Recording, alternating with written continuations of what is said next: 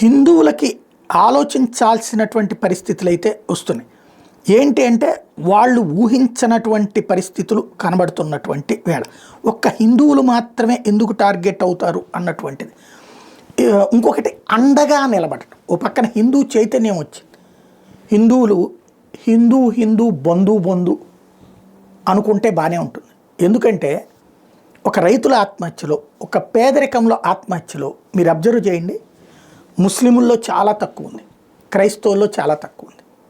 ఎందుకు అంటే ఆ సామాజిక వర్గం వాళ్ళు ఏదో ఒక రకంగా ఆదుకుంటున్నారు. జరగట్లేదని చెప్పట్లే నేను, జరుగుతున్నాయి. బట్ హిందువులు 100కి 80-90 జరిగితే వాళ్ళల్లో 5-10 ఉంటుంది. ఇందులో వెంటనే ఒక మాట అనొచ్చు, వాళ్ళ సంఖ్య తక్కువ కాబట్టి అని. బట్ చాలా తప్పు. క్రైస్తవుల్లో సంఖ్య ఎక్కువగానే ఉంది. వాళ్ళు డిస్క్లోజ్ చేయట్లేదు. ఎస్సీ ఎస్టీల్లో ఎక్కువ మంది కన్వర్ట్ అయినటువంటి వాళ్ళు డిస్క్లోజ్ చేయట్లేదు, రిజర్వేషన్స్ పుణ్యం అనేసి. లేకపోతే చేసి ఉండేవాళ్ళు.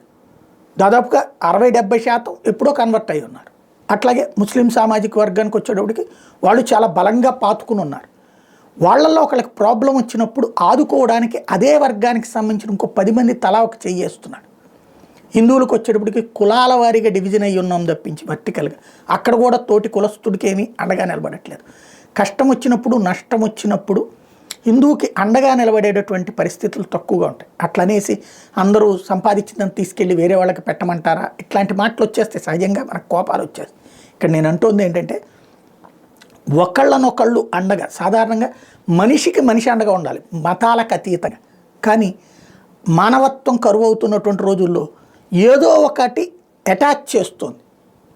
ఆ అటాచ్మెంట్ హిందువులలో అవసరమైనటువంటి సందర్భాలు పెరుగుతున్నాయి.